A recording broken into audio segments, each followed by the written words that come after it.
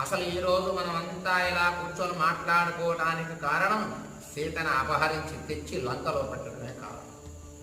ఏమి ప్రయోజనం ఈ పని వల్ల? మన రాక్షస జాతి మొత్తం నశించిపోవటం తప్ప. ఆమెను వెనక్కి పంపించాల్సిందే, మరలా లంకలో ఉంచవద్దు.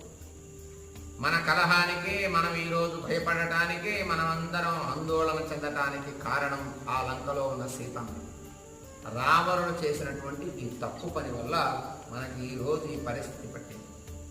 కనుక సీతమ్మని వెనక్కి పంపించేద్దాం, పంపించటమే మార్గమని విభీషణుడు సభలో చెప్తూ ఉన్నాడు.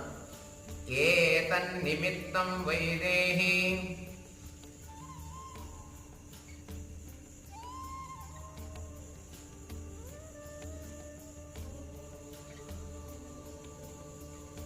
భయం